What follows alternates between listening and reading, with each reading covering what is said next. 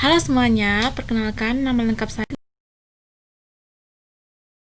Keguruan dan Ilmu Pendidikan Citra Bakti Ngada, Program Studi Pendidikan Guru Pendidikan Anak Usia Dini semester 4.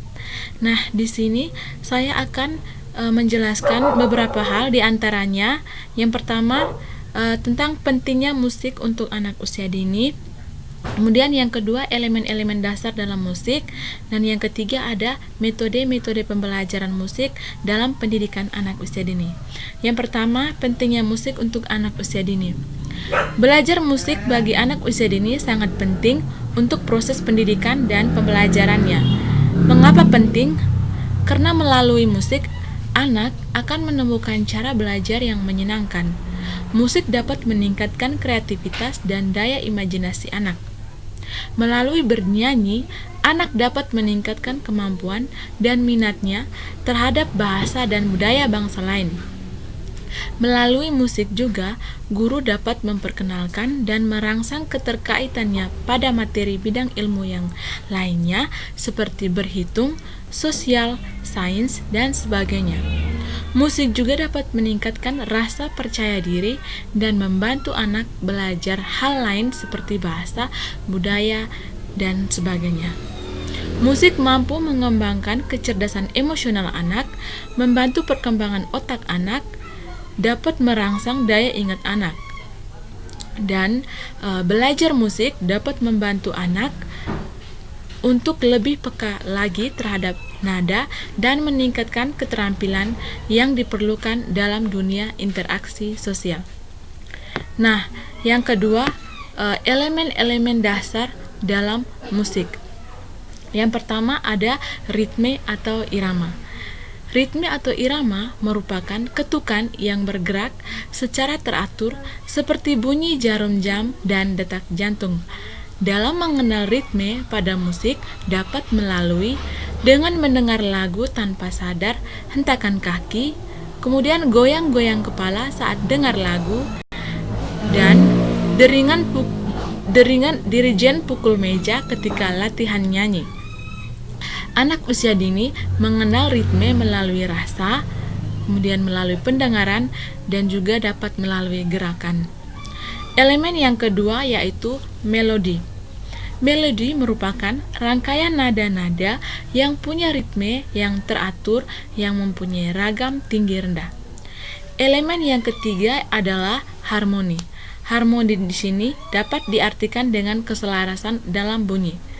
Harmoni meliputi susunan, perasaan, dan hubungan dari sebuah paduan musik dengan bentuk keseluruhan. Harmoni memiliki interval dan akor. Nah, akor mengiringi melodi lagu sebagai salah satu kegiatan yang utuh dan enak untuk didengar. Nah, elemen yang keempat adalah dinamika. Dinamika di sini dapat diartikan dengan tinggi rendahnya suatu nada. Nah, yang ketiga ada metode-metode pembelajaran musik untuk anak usia dini. Metode yang pertama adalah metode ceramah. Jadi metode ceramah di sini adalah suatu metode di dalam pendidikan dan pengajaran di mana cara penyampaian pengertian-pengertian kepada anak lisan oleh guru di dalam kelas. Nah, metode yang kedua adalah metode tanya jawab. Metode tanya jawab adalah metode mengajar yang memungkinkan terjadinya komunikasi secara langsung yang bersifat dua arah. Sebab pada saat yang sama dapat terjadi dialog di mana guru bertanya dan siswa menjawab. Kemudian metode yang ketiga adalah metode demonstrasi. Metode demonstrasi adalah salah satu metode mengajar dengan menggunakan peragaan suatu langkah-langkah. Nah, metode yang keempat adalah metode imitasi atau meniru. Jadi, metode meniru ini adalah metode dengan cara belajarnya di mana penyajian model untuk ditiru peserta didik secara berulang-ulang agar peserta didik mampu melakukannya sendiri untuk mempengaruhi aspek rangsangan dan aspek reaksi dengan cara mengamati hal-hal yang membangkitkan emosi tertentu pada orang lain.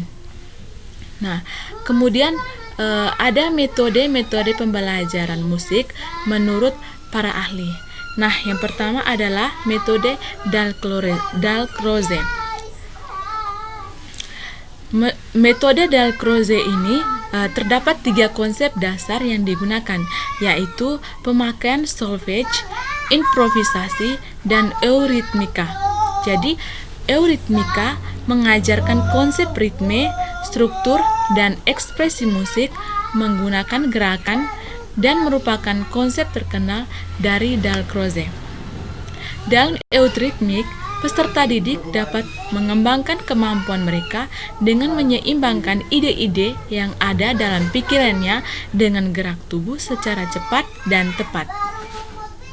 Nah, metode ini berfokus pada memungkinkan peserta didik mendapatkan kesadaran fisik dan pengalaman musik melalui pelatihan yang dilakukan dengan semua indera, terutama kinestetik.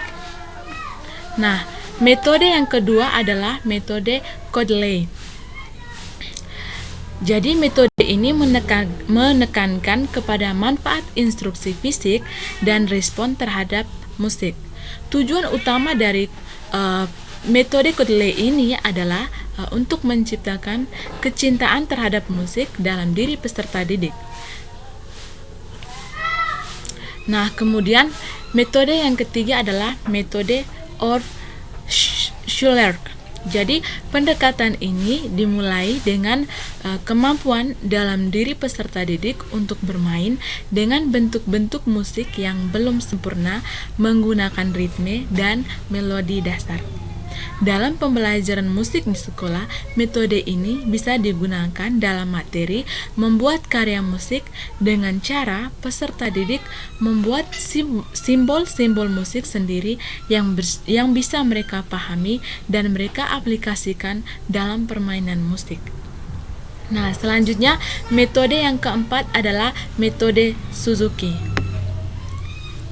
Nah, metode utama dalam mencapai hal ini terpusat pada menciptakan lingkungan belajar musik sama seperti lingkungan seseorang untuk belajar bahasa ibu mereka. Jadi, metode Suzuki ini bisa digunakan oleh guru dalam pembelajaran musik mengenai materi mengapresiasi suatu karya musik. Tujuan mengapresiasi musik yaitu selain peserta didik memahami berbagai karakter dan keunikan satu karya musik, mereka juga dapat didorong untuk menghargai dan mencintai karya musik orang lain juga. Nah, sekian saja presentasi dari saya. Semoga bermanfaat. Terima kasih.